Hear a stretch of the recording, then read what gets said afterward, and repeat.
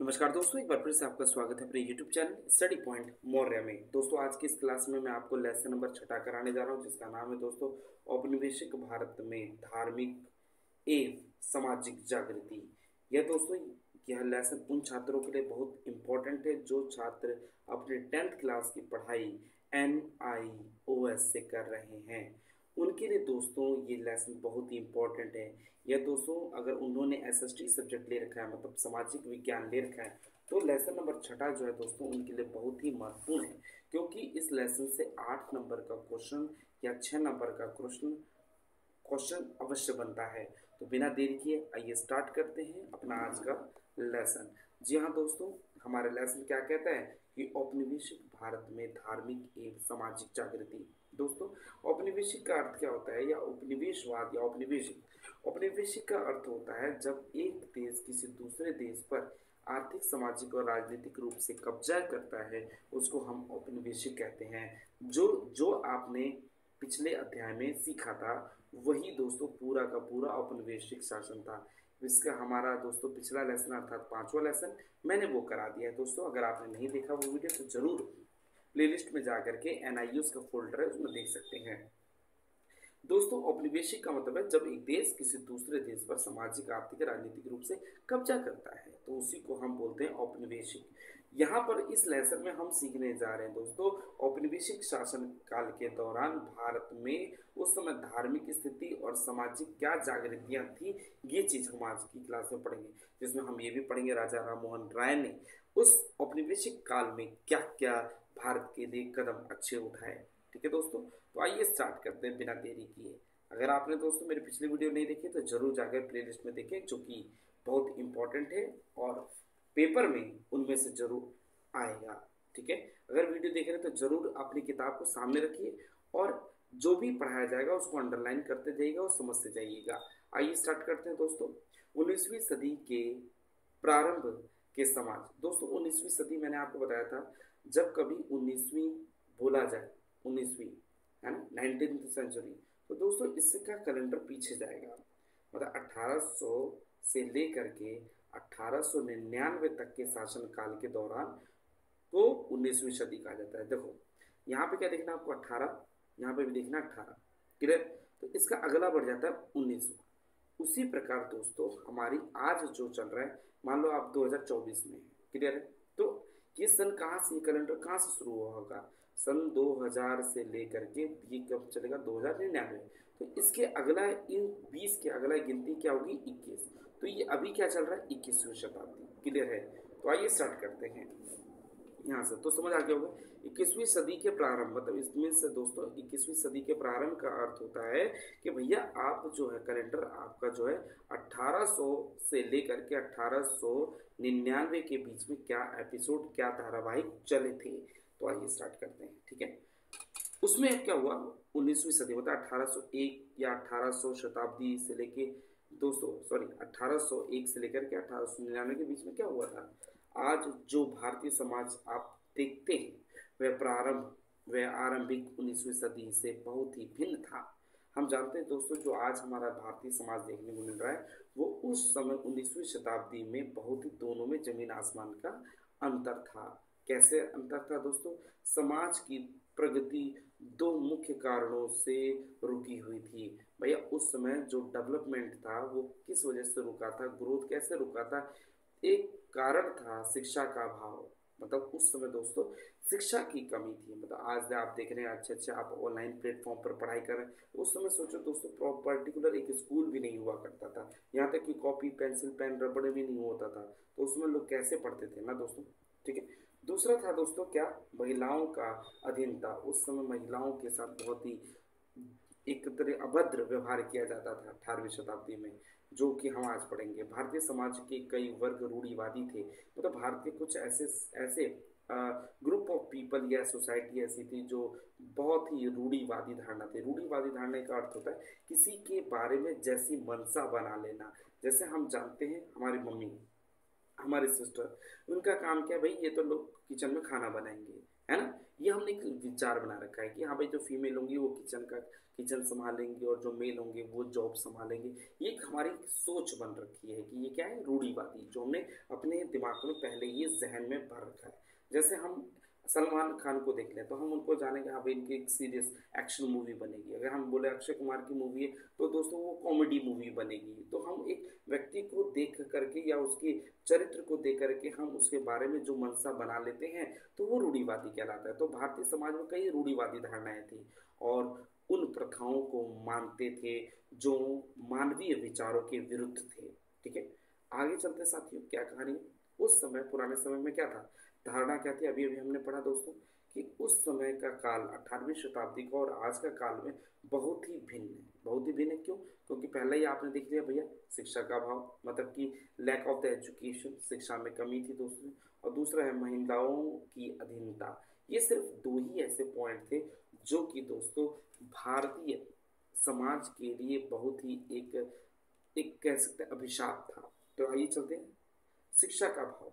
यहाँ से दोस्तों चाणक्य कहते हैं कि चाणक्य, जिनका नाम कौटिल्य था, वो कहते हैं कि जो व्यक्ति शिक्षित नहीं है वो एक पशु के समान है। क्यों? जो व्यक्ति जितना ज़्यादा पढ़ा लिखा रहेगा दोस्तों वह एक हम्बल करेक्टर होगा। ठीक है दोस्तों, एक अच्छा व्यवहार होगा। शिक्षा ही एक मानव की असली जो है दोस्तों एक एक उनकी रचनाकार होती है। तो आइए जानते हैं, उस समय अधिकांश लोग अशिक्षित थे। उस समय की मतलब 19वीं शताब्दी, मतलब कैलेंडर जो होगा दोस्तों 1800 से लेके 1899 तक के एपिसोड की कहानी, उस समय की बात कर रहा हूँ। उस समय मतलब 19वीं शताब्दी। क्या मेरी बात क्लियर है? आइए स्टार्ट करते हैं। उस समय अधिकांश लोग अशिक्षित थे। संपूर्ण संसार में शिक्षा बहुत थोड़े से लोगों के पास थी। भारत में भी शिक्षा उच्चतम जाति के पुरुषों के पास ही थी। आप जानते हैं पुराने समय में जो लोग उच्चतम जो थी दोस्तों उच्चतम जाति के लोग थे, उन्हीं के लिए शिक्षा का प्रोविजन था। ठीक है दोस्तों, आगे चलते हैं। भारत में वेद जो संस्कृत में लिखे गए थे का प्रयोग ब्राह्मण वर्ग ने ही किया था। यह भाषा केवल वे ही जानते थे। धार्मिक ग्रंथों पर भी उन लोगों का नियंत्रण था। उन्होंने अपने को लाभान्वित करने के लिए इनका प्रयोग किया। उन्होंने दोस्तों महंगे अनुष्ठान, बलिदान और जन्म या मृत्यु के बाद होने वाले अनुष्ठानों को प्रोत्साहन दिया। मृत्यु के बाद एक बेहतर जीवन जीने के विश्वास में प्रत्येक व्यक्ति को इस अनुष्ठानों का करना अनिवार्य था, क्योंकि कोई नहीं जानता था कि शास्त्रों में क्या लिखा है। कोई भी ब्राह्मण पुजारियों से प्रश्न नहीं करता था। इसी तरह यूरोप में भी बाइबल लैटिन भाषा में लिखी गई थी। यह चर्च की भाषा थी और उनके पादरी इन धार्मिक ग्रंथों की अपने अनुसार व्याख्या करते थे। यही वजह है कि एक प्रतिक्रिया के रूप में यूरोप में पुनर्जागरण और सुधार आंदोलन को देखा गया, जिसके विषय में आप पहले इस पुस्तक में पढ़ चुके हैं। यह यहाँ तक कि स्वतंत्रता, समानता, आज़ादी तथा मानवीय अधिकारों जैसे विचारों को यूरोप में विभिन्न क्रांतियों के रूप में सामने आए थे।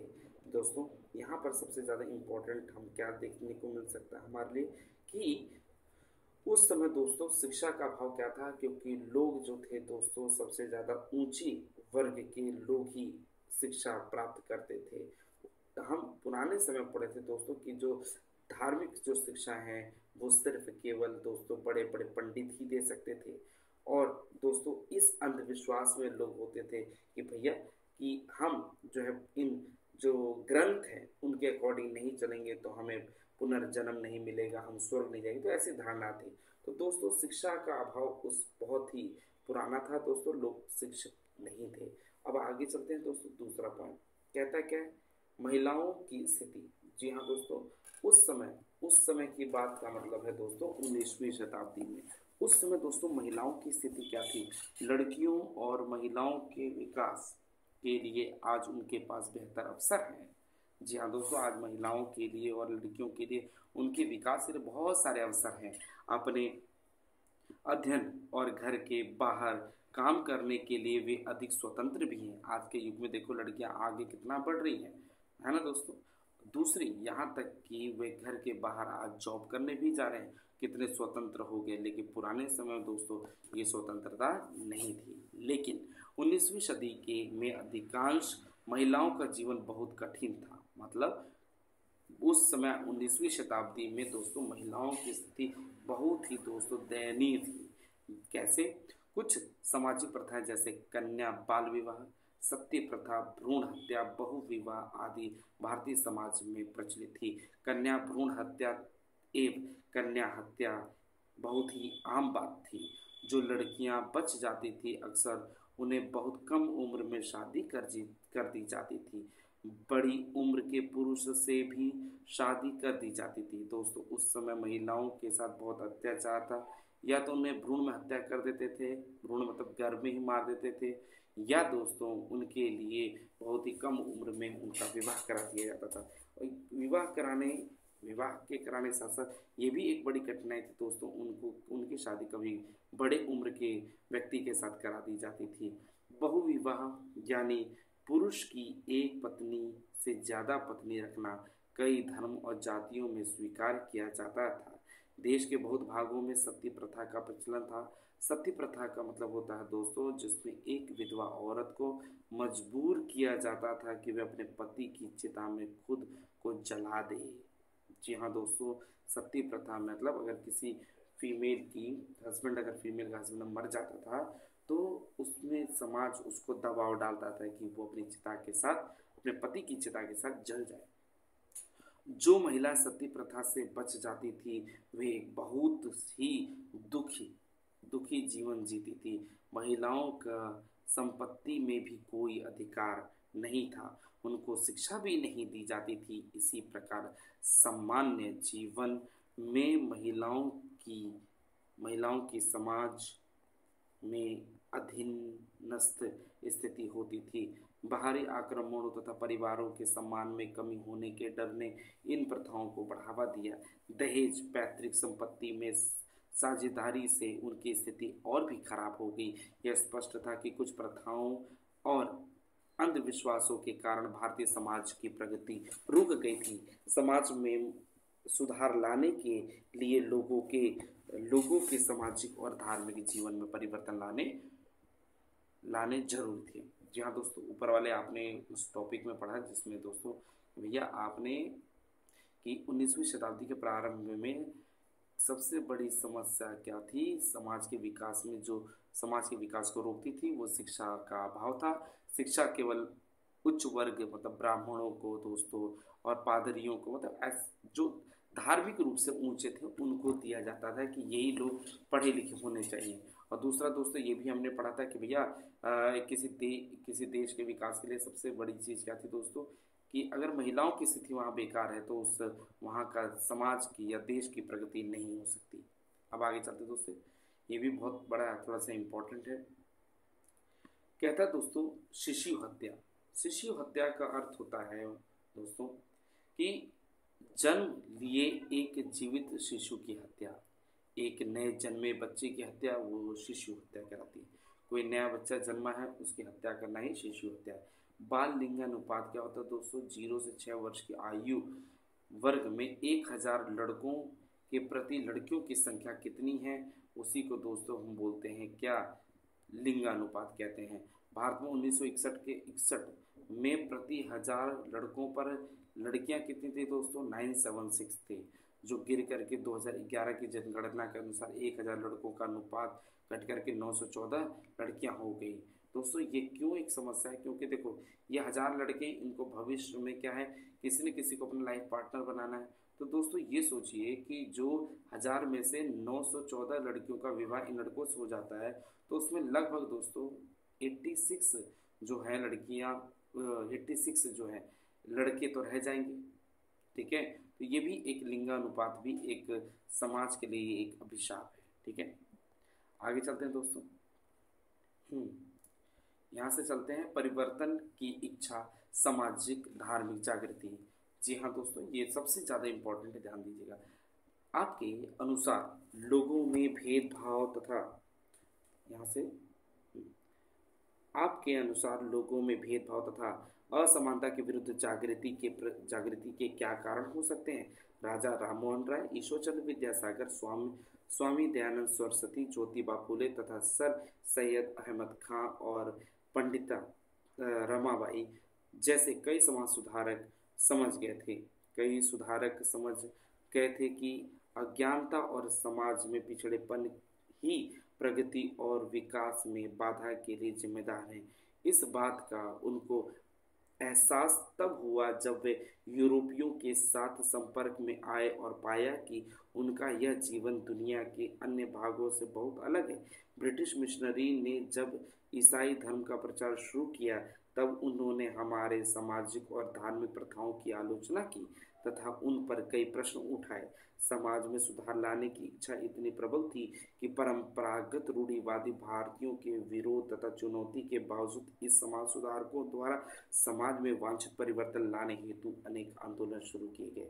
दोस्तों यहाँ पर क्या पॉइंट कह रहा है, कह रहा भैया कि ये जो फ्रंट लीडर थे दोस्तों, जिनका नाम हमने अभी पढ़ा, राजा राम मोहन राय, ईश्वर चंद्र विद्यासागर, दोस्तों स्वामी दयानंद सरस्वती, ज्योतिबा फुले, सर सैयद अहमद खां, पंडिता रमाबाई।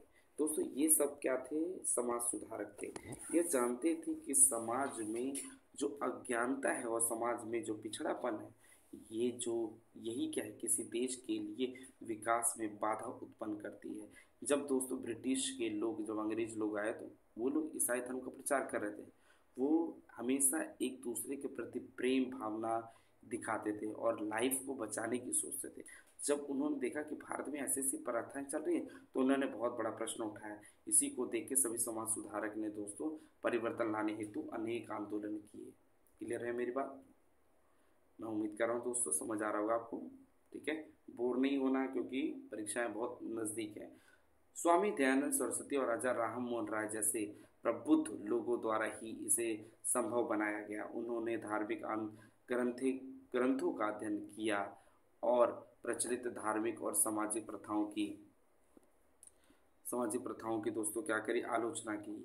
उनके अनुसार समाज पुरुषों और महिलाओं दोनों के लिए समानता और स्वतंत्रता की अवधारणा चाहिए और यह महिलाओं के बीच विशेष रूप से आधुनिक और वैज्ञानिक शिक्षा से प्रसार से ही संभव था।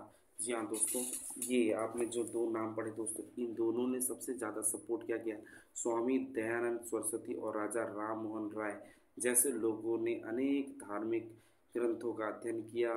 ठीक है दोस्तों, और इन्होंने ही सबसे पहले दोस्तों क्या शुरू किया, सामाजिक धार्मिक आंदोलन शुरू किया, जो कि वो जानते थे कि समाज में हमें शिक्षा और महिलाओं की रिस्पेक्ट के लिए कुछ न कुछ नए नए कदम उठाने चाहिए। अब आगे चलते हैं दोस्तों, जाति व्यवस्था।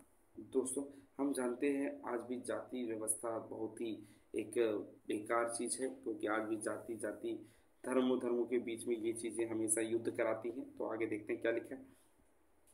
प्राचीन काल में भारतीय समाज में जाति व्यवस्था मूलतः व्यवसाय पर आधारित थी। जैसे जैसे समय बीतता गया, उच्च जाति के लोगों द्वारा धार्मिक ग्रंथों की व्याख्या और निम्न जाति की धार्मिक ग्रंथों से दूरी के कारण कई अंधविश्वास प्रथाओं का प्रचलन हुआ। इसके परिणाम स्वरूप उच्च जाति के हाथों में सत्ता आगे निम्न जाति के शोषण की शुरुआत हो गई।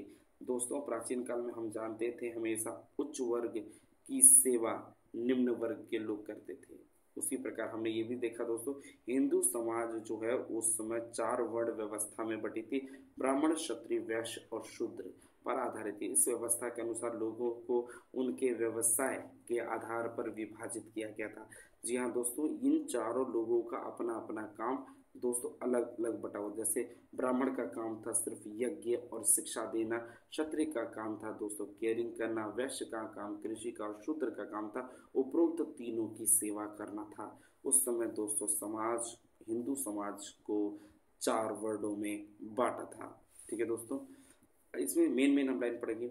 देखो इसमें क्या लिखा है दोस्तों, जो लोग ईश्वर की प्रार्थना और पूजा पाठ के काम में लगे हुए होते थे उन्हें ब्राह्मण के रूप में देखा गया था। जो युद्ध में लगे होते थे उन्हें क्षत्रिय, जो व्यवसाय कृषि क्षेत्रों में लगे जाते थे उन्हें वैश्य, और जो ऊपर के तीनों लोगों की सेवा करते थे उन्हें शूद्र कहते थे। क्लियर हो गया दोस्तों, इसमें ज़्यादा कुछ खास नहीं है, आगे चलते हैं। जी दोस्तों याद रखना, हमारे भारतीय संविधान अनुच्छेद 14 के तहत ये कहा गया है कि समाज में दोस्तों कोई भी समाज या कोई भी देश धर्म, मूल स्थान, जाति, लिंग, जन्म स्थान अथवा इनमें से किसी के साथ या किसी व्यक्ति के साथ किसी प्रकार का भेदभाव नहीं कर सकता। अर्थात दोस्तों भारतीय संविधान में लिखा है कि किसी भी व्यक्ति के साथ धर्म, जाति, लिंग, जन्म स्थान के आधार पर भेदभाव नहीं किया जा सकता है। ये हमारा भारतीय संविधान में अनुच्छेद 14 कहता है। क्लियर दोस्तों? अगर ये अनुच्छेद आपको याद होगा तो समझ जाओ कि दोस्तों आप बहुत अच्छा लिख सकते हैं परीक्षा में। ठीक है, आगे चलते हैं। प्रचलित धार्मिक प्रथा, उस समय दोस्तों क्या प्रथाएं प्रचलित थी? ध्यान से सुनिएगा, मेन पॉइंट पढ़ेंगे दोस्तों। लिखा है अधिकांश सामाजिक प्रथा धर्म के नाम पर ही की जाती थी, इसलिए सामाजिक सुधार धार्मिक सुधार के बिना कोई अर्थ नहीं रखता था। इस हमारे सामाजिक सुधारों को भारतीय परंपरा और दर्शन का गहन ज्ञान था, शास्त्रों का भी अच्छा ज्ञान था। उस समय दोस्तों प्रचलित धार्मिक प्रथा में क्या था दोस्तों, लोगों को दोस्तों जो ब्राह्मण लोग थे उनको शास्त्रों का बहुत ही अच्छा ज्ञान हुआ करता था। ठीक है, इसमें कोई खास नहीं दोस्तों। प्रचलित धार्मिक प्रथा थी दोस्तों पुजारियों के हाथ, ये दोस्तों पुजारियों का काम ये था, ये मतलब ब्राह्मणों का काम था दोस्तों शिक्षा देना और यज्ञ करना, ये सब था। ठीक है, अब आगे चलते हैं। ये इम्पोर्टेंट है दोस्तों। शैक्षिक परिदृश्य, 19वीं सदी में अनेक बच्चे खास करके लड़कियों को स्कूल नहीं भेजा जाता था। जी हाँ दोस्तों, आज 90% जो है दोस्तों पेरेंट्स अगर एजुकेटेड नहीं है लेकिन वो ये जानते हैं कि शिक्षा का क्या महत्व है, पर 19वीं शताब्दी में अनेक बच्चे खास करके लड़कियों को स्कूल नहीं भेजा जाता था। शिक्षा जो थी दोस्तों पारंपरिक पाठशालाओं, मदरसों, मस्जिदों और गुरुकुलों में प्रदान की जाती थी। धार्मिक शिक्षा के साथ संस्कृति, व्याकरण, गणित, धर्म तथा दर्शन जैसे विषयों को पढ़ाया जाता था। विज्ञान और प्रौद्योगिकी की पाठ्यक्रम में कोई जगह नहीं थी। कई अंधविश्वासी मान्यताओं का समाज में अस्तित्व था। उस समय दोस्तों पुराने समय में दोस्तों क्या थी कि कई अंधविश्वास मान्यताएं थी समाज में दोस्तों। बहुत जो था दोस्तों उस समय समाज में महिलाओं को ज़्यादा प्राथमिकता नहीं दी जाती थी। अलग अलग क्षेत्रों में कुछ समुदायों में लड़कियों को शिक्षित करने के लिए अनुमति नहीं थी। यह सोचा जाता था कि शिक्षित महिलाएं शादी के बाद जल्दी विधवा हो जाएगी, लेकिन वास्तविकता में शिक्षा और जागरूकता की कमी ही भारतीयों के बीच में सामाजिक धार्मिक पिछड़ेपन का मूल कारण थी।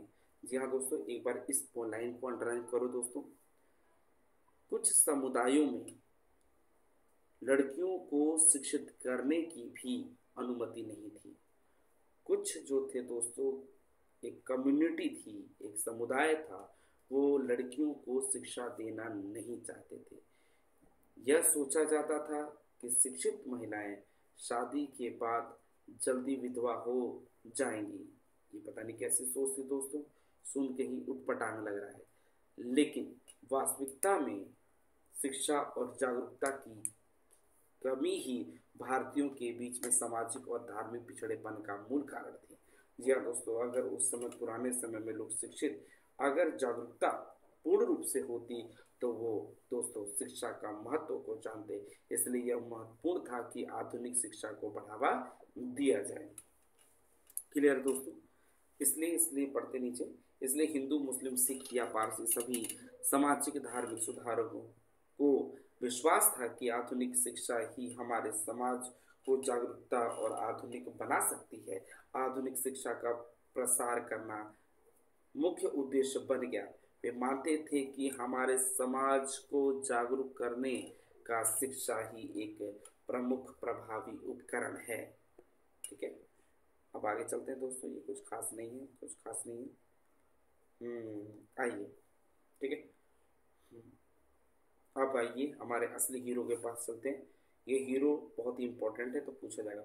19वीं शताब्दी में धार्मिक, सामाजिक और धार्मिक सुधार क्या हुए? 19वीं शताब्दी में कई भारतीय विचारक और सुधार समाज में सुधार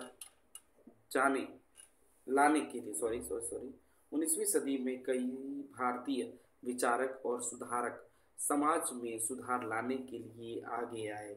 उनके मुताबिक समाज और धर्म आपस में जुड़े थे। लोगों में सकारात्मक विकास और देश के विकास को प्राप्त करने के लिए सुधार करने की जरूरत है। इसलिए इसलिए हमने इसलिए हमारे सुधारकों ने भारतीय जनता को जगाने की पहल करी। इस सुधारकों ने जागरूकता फैलाने के लिए कुछ संगठनों की स्थापना करी, जिसके बारे में आप आगे पढ़ेंगे। शिक्षा के क्षेत्र में इन सुधारकों का यह एक अन्य प्रमुख योगदान है। जी हाँ दोस्तों, आइए अब ये जो हीरो आपको दिख रहे हैं, ये है राजा राम मोहन राय। दोस्तों, राजा राम मोहन राय के पर एक शॉर्ट क्वेश्चंस बन सकता है। राजा राम मोहन राय बंगाल के एक ब्राह्मण पंडित परिवार सॉरी राजा राम मोहन राय बंगाल के एक ब्राह्मण परिवार में पैदा हुए। उन्हें कई भाषाओं का ज्ञान था। उन्होंने कुरान, बाइबल तथा हिंदू ग्रंथों की गहराई के साथ अध्ययन किया था। उदार शिक्षा से उन्होंने विभिन्न सांस्कृतिक और दर्शन के साथ उजागर किया। यहाँ दोस्तों, राजा राम मोहन राय अनेक धर्मों के ज्ञाता होने के साथ साथ ये बहुत शिक्षित भी थे। उन्होंने उस वक्त गहरा अवसाद हुआ जब उनकी अपने भाई की विधवा को सती प्रतिवध के लिए मजबूर किया गया। दोस्तों, राजा राम मोहन राय का दोस्तों कब हृदय में बड़ा परिवर्तन आया, जब दोस्तों उनको उस वक्त गहरा जो था दोस्तों अवसाद हुआ, जब उनके अपने बड़े भाई की विधवा मतलब अपने बड़े भाई की वाइफ मतलब उनकी भाभी को दोस्तों भाई की चिता के साथ सती होने के लिए प्रतिबद्ध करने के लिए मजबूर किया जा रहा था। तो उनकी दुर्दशा से उन पर असर पड़ा और उन्होंने इस सामाजिक प्रथा को खत्म करने का निश्चय लिया।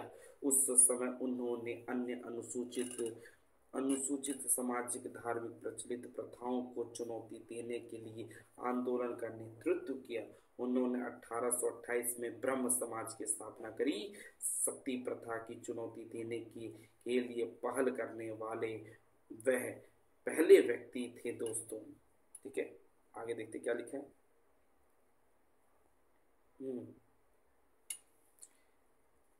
हाँ थे, और जल्दी ही वे उनके जीवन भर का धर्म युद्ध बन गया। उन्होंने जनता की राय जुटाई और शास्त्रों के अर्थ दिखाए कि इस प्रथा को हिंदू धर्म में कहीं भी कोई मंजूरी नहीं है। जो आप चिता के साथ औरत को जला रहे हो, ये चीज़ गलत है। इन्होंने बहुत धर्मों का और बहुत ग्रंथों को पढ़ा और समझा दोस्तों। और आगे क्या लिखा, इस प्रक्रिया को उनके रूढ़िवादी हिंदुओं की नाराजगी और दुश्मनी का सामना करना पड़ा। उनकी ये सोच जो थी दोस्तों, ये जो सोच थी दोस्तों, इससे लोग बहुत उनके समाज के लोग गुस्सा होने लगे, जिन्होंने रूढ़िवादी धारणा बना ली कि पति की चिता के साथ औरत को सती होना पड़ेगा। तो लोगों ने दुश्मनी का सामना, रूढ़िवादी हिंदुओं की नाराजगी और दुश्मनी का सामना करना पड़ा। भारत के तत्कालिक governor general sir William Bentinck ने इस पर समर्थन किया। 1829 में एक कानून पारित किया गया जिसमें सती प्रथा को अवैध और दंडनीय माना गया। उन्होंने बाल विवाह और विधवा पुनर्विवाह की वकालत के लिए प्रयास किया। ठीक है दोस्तों, ये यहीं तक इसमें ये इम्पोर्टेंट था। अब आगे हम अगले टॉपिक में चलते हैं, ईश्वरचंद्र विद्यासागर। जी हाँ दोस्तों, हमारे ईश्वरचंद्र विद्यासागर क्या कहते हैं, सबसे अच्छी लाइन क्या लगती है दोस्तों, जो मैं 8वीं क्लास में पढ़ रहा था, तो सबसे अच्छी लाइन क्या लगती है, ईश्वरचंद्र विद्यासागर क्या कहते थे, कहते थे कि अपना कार्य स्वयं करो। मुझे ये बचपन से याद था दोस्तों। ठीक है, उसी प्रकार ध्यान से सुनिएगा, ईश्वरचंद्र विद्यासागर कौन थे। हाँ दोस्तों, एक महान विद्वान और सुधारक ईश्वरचंद्र विद्यासागर ने सामाजिक सुधारकों के लिए अपने पूरे जीवन को समर्पित कर दिया। 1856 में सबसे पहले हिंदू विधवा पुनर्विवाह अधिनियम उनके अथक प्रयासों के कारण प्रस्तुत किया गया। उन्होंने बाल विवाह तथा बहु विवाह के विरुद्ध अभियान भी चलाया। हालांकि वे खुद को धार्मिक नहीं मानते थे तथा वे धर्म के नाम पर किए गए सुधारकों का विरोध भी करते थे। ठीक है दोस्तों, मैं उम्मीद करता हूँ आपको समझ आ रहा है। तो दोस्तों मैं समझता हूँ कि आपको ये वर्ड समझ आएगा। भाई ईश्वरचंद्र विद्यासागर जो थे दोस्तों 1856 में सबसे पहले उन्होंने हिंदू विधवा पुनर्विवाह अधिनियम बनवाया, का कानून बनाया। आगे चलते हैं, यद्यपि वे संस्कृत के विद्वान भी थे दोस्तों, मतलब कि वो संस्कृत के, ईश्वरचंद्र विद्यासागर संस्कृत के भी बहुत बड़े विज्ञाता थे, मतलब फिर भी उनका मन अच्छे पश्चिमी विचारकों को अपनाने को तैयार था। दोस्तों ईश्वरचंद्र विद्यासागर जो पश्चिमी देश के विचारक थे, जो रिस्पेक्ट करते थे समाज में शिक्षा को और महिलाओं के लिए, तो उन्होंने दोस्तों एक अच्छा माना और उन्होंने एक कानून बनाया। उन्होंने शिक्षा के क्षेत्र में बहुत योगदान दिया। उन्होंने संस्कृत एवं बंगला साहित्य को पढ़ने के लिए प्रोत्साहन किया।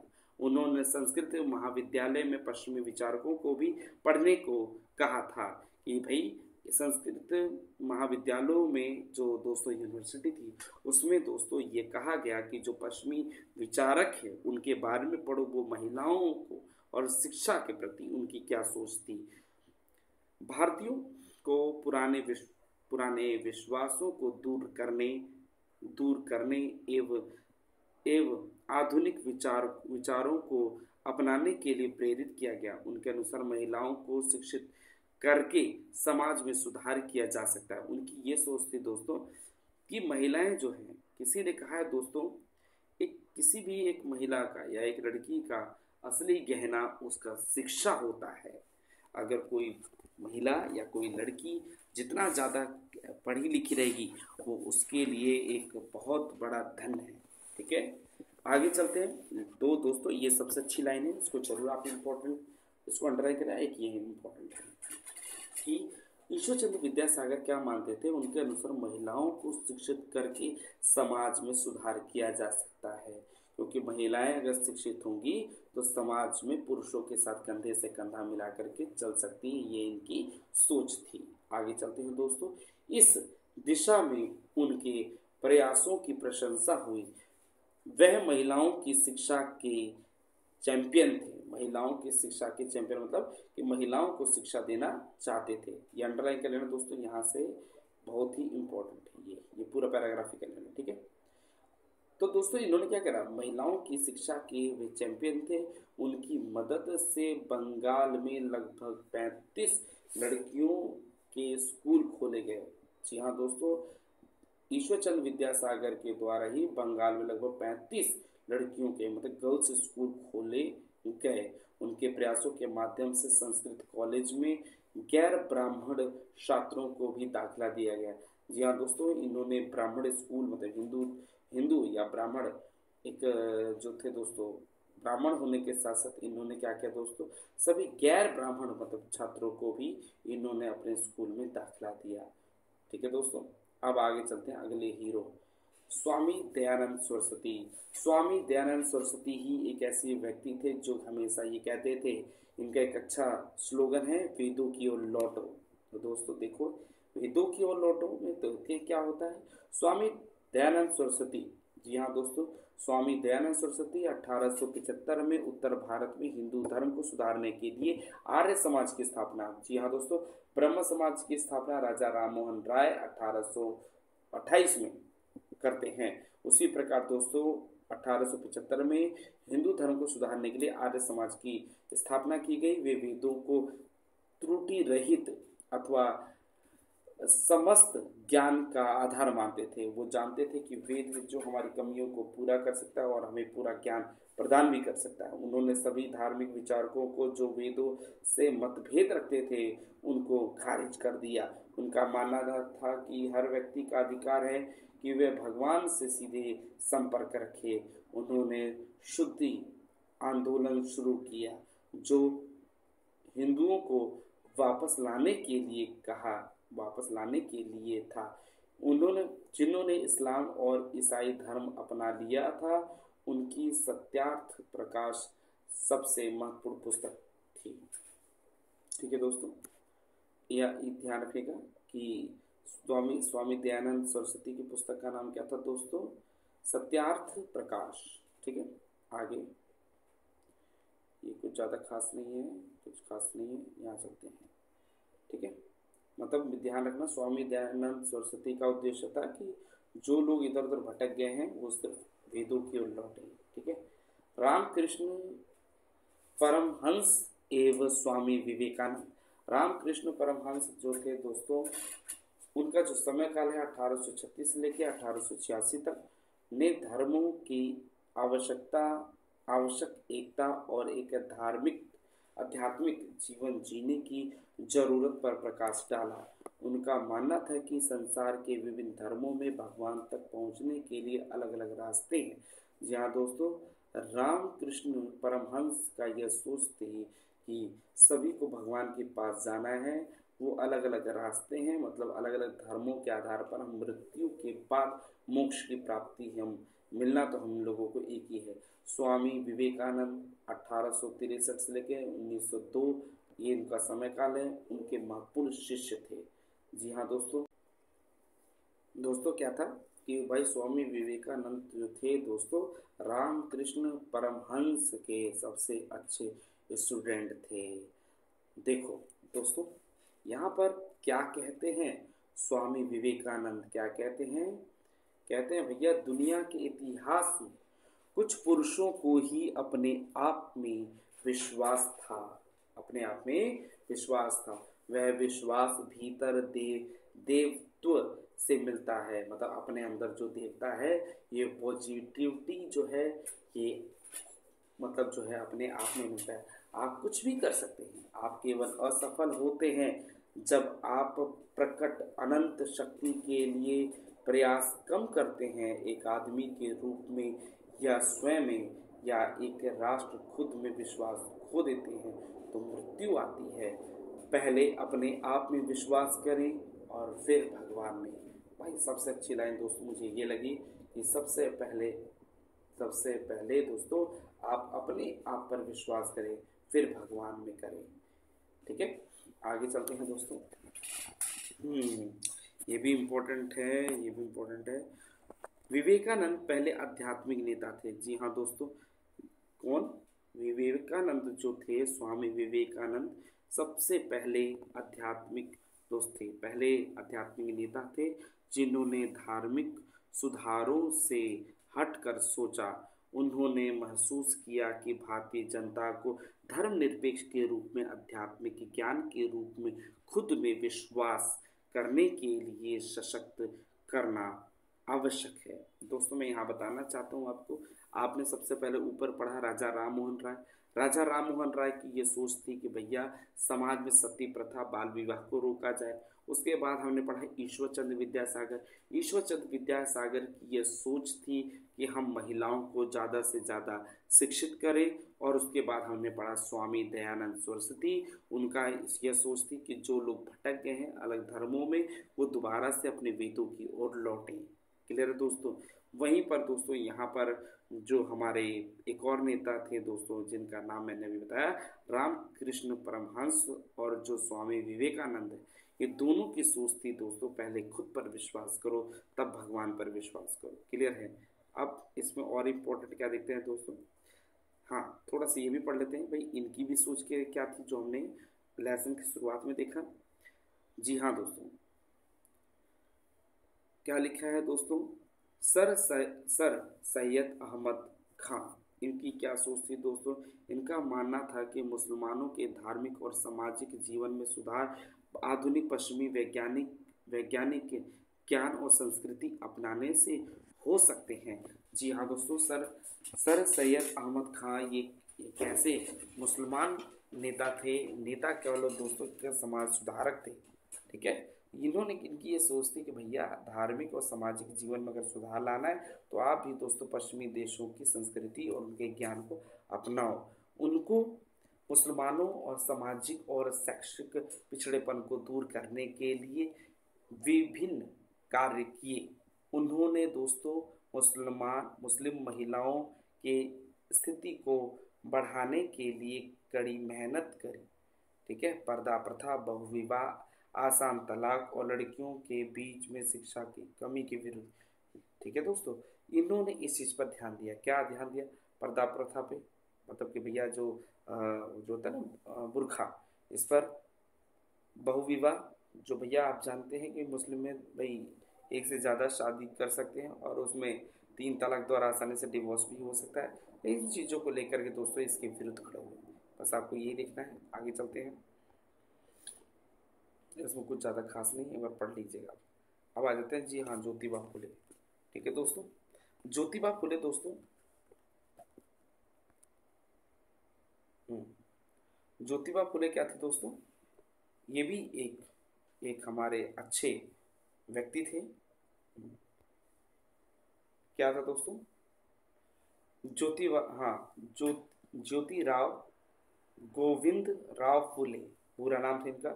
महाराष्ट्र से ज्योतिराव गोविंद राव फुले ने किसान और निम्न जाति को समान अधिकार दिलाने के लिए काम किया। वह और उनकी पत्नी सावित्री बाई फुले ने निम्न जातियों की महिलाओं को शिक्षित करने के लिए सबसे अधिक प्रयास किया। ठीक है, सबसे पहले उन्होंने अपनी पत्नी को शिक्षित किया, जिसके बाद उन दोनों ने लड़कियों के लिए अगस्त 1848 में पूना में स्कूल खोला। जी हाँ दोस्तों, ये भी ईश्वरचंद्र विद्यासागर की तरह है जो बंगाल में स्कूल खोले। ये भी ज्योतिबा फुले भी दोस्तों पूना में लड़कियों के लिए 1848 में स्कूल खोला। आज भी उनको विधवाओं के विवाह के लिए किए गए प्रयासों के लिए याद किया जाता है। जी हाँ दोस्तों, विधवाओं के लिए, विधवा के लिए पुनर्विवाह के लिए इन्होंने भी दोस्तों एक जोर दिया। और यहाँ तक कि ये सोचो, ऐसे पुरुष थे जो अपनी पहले महिला को शिक्षित किया, फिर इन्होंने समाज में महिलाओं के लिए शिक्षा के लिए और आगे कदम उठाया। बहुत सल्यूट है इन सर को। 1873 में ज्योतिराव ने अपने अनुयायियों के साथ सत्य शोधक समाज का गठन किया जो इस समाज की जाति को शोषण और अत्याचारों से बचाती है। वह ज्योतिबा के रूप में लोकप्रिय हुए। क्लियर है दोस्तों?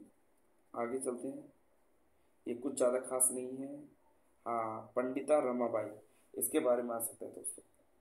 पंडिता रमाबाई, महाराष्ट्र में एक प्रसिद्ध समाज सुधारक पंडिता रमाबाई ने महिलाओं के अधिकारों के लिए लड़ाई लड़ी। महिलाओं के लिए लड़ाई लड़ी दोस्तों, शिक्षा के रूप में भी हो सकता है, चाहे उनके एक सुरक्षा के रूप में भी हो सकता है। बाल विवाह की प्रति दोस्तों इनका सबसे बड़ा क्या था कि भैया बाल विवाह के प्रति इन्होंने बहुत ऊंची आवाज़ उठाई। उन्होंने लड़कियों की शिक्षा को बढ़ावा दिया और हर कोई दोस्तों यहाँ पर आपने पढ़ा हो महिलाओं को सबसे ज़्यादा फेवर किया। ठीक है, महिलाओं के दोस्तों क्या किया इन्होंने? आर्य महिला समाज की 1881 में इसकी स्थापना करी। महिलाओं की हालत में सुधार करने के लिए विशेष रूप से बाल विधवाओं पुणे में शुरुआत की मुक्ति के लिए स्थापना करी गई। 1879 में मुक्ति मिशन बनाना जो युवा विधवाओं के लिए एक शरण स्थल बना। उन्होंने शारदा सदन की स्थापना की जिसमें कि सरल शिक्षा और चिकित्सा सेवा विधवाओं, अनाथों और नेत्रहीनों की सेवाएं प्रदान की जाती थी। जी हाँ दोस्तों, ये पंडित रमाबाई ने दोस्तों इन्होंने क्या किया कि इन्होंने पुणे में एक अच्छा सा सदन की स्थापना करी जहाँ पर दोस्तों महिलाएं जो हैं वो पढ़ाई में मतलब मेडिकल में और विधवाओं को अनाथों और नेत्रहीनों की सेवा प्रदान करने के लिए एक संस्था खोली। उन्होंने दोस्तों बाल दुल्हन मतलब कि जो छोटी सी लड़की के जो शादी कर जाती है बाल दुल्हन अथवा एवं विधवाओं के कठिन जीवन पर पुस्तकें भी लिखी। पंडित रमाबाई मुक्ति मिशन आज भी सक्रिय है। अगर पेपर में पूछा जाता है भैया मुक्ति मिशन किसके द्वारा शुरू किया गया?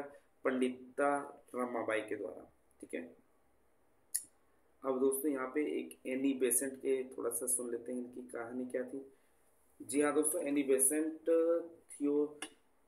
थियोसॉफिकल सोसाइटी की सदस्यता थी और 1898 में पहली बार भारत आई थी। ठीक है, पहली बार भारत में आई थी। कब दोस्तों? 1898 में। ठीक है, 98 में। यह आंदोलन पश्चिमी लोगों द्वारा भारतीय धार्मिक महिला और दार्शनिक परंपराओं के लिए काम करती थी। उन्होंने भारतीय भाषाओं को प्रोत्साहन करने के लिए साहित्य भाषा में काम किया जो भारतीय विरासत तथा संस्कृति में गर्व की भावना को दर्शाता है, जिससे इससे भारतीय में राजनीतिक जागरूकता और आत्मविश्वास का उदय हुआ और देश के प्रति गर्व की भावना विकसित हुई। उन्होंने विश्व की बहुत बंधुत्व का प्रचार किया। उन्होंने आधुनिक भारत के विकास के में महत्वपूर्ण योगदान दिया था। एनी बेसेंट 1907 में थियोसोफिकल सोसाइटी के अध्यक्ष बन गई। बेसेंट ने बनारस में सेंट्रल हिंदू कॉलेज लड़कों के लिए खोला था। थियोसॉफिकल सिद्धांतों पर आधारित था। छात्रों को धार्मिक ग्रंथों के साथ आधुनिक विज्ञान का भी ज्ञान दिया गया। 1917 में वह कॉलेज नए विश्वविद्यालय हिंदू विश्वविद्यालय का हिस्सा बन गया। ठीक है, अब आगे चलते दोस्तों। और इस लेसन में और ज़्यादा कुछ खास नहीं है, ये कुछ खास नहीं दोस्तों। ठीक है, कुछ खास नहीं, तो इसको आप थोड़ा सा जो लेसन मैंने कराया दोस्तों ऊपर आराम से दोस्तों ये सारा हमारा ये जो अलग अलग समाज सुधारक थे इनके बारे में जरूर पढ़ना। राजा राम मोहन राय, ईश्वरचंद्र विद्यासागर के बारे में जरूर पढ़ना दोस्तों। ठीक है, और समाज में विकास के लिए कौन कौन सी चीज़ें बहुत ही बाधक थी ये भी पढ़ना है आपको। कि आप जानते हो कि महिलाओं को शिक्षा से रोका जाता था, उस समय शिक्षा का भी अभाव था, तो ये चीज़ आप पढ़ना।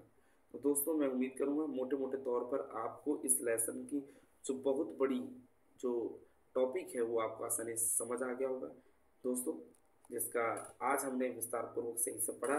औपनिवेशिक भारत में धार्मिक एवं सामाजिक जागृति। धार्मिक में दोस्तों जैसे दयानंद सरस्वती कहते हैं या वेदों की ओर लौटे। सामाजिक जागृति मतलब समाज के प्रति जागरूकता। कौन? ईश्वरचंद्र विद्यासागर हो, चाहे राजा राम मोहन राय हो, चाहे रमाबाई हो, चाहे ज्योतिबा फुले हो, ये हर कोई ना कोई इन्होंने समाज के लिए बहुत ऊंचे ऊंचे काम किए।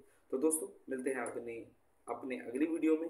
इस लेसन को ध्यानपूर्वक सुने और अपनी किताब को एक बार ध्यानपूर्वक पढ़ करके जो इसमें मैंने अंडरलाइन किया उसको जरूर आप अपनी किताब में करें।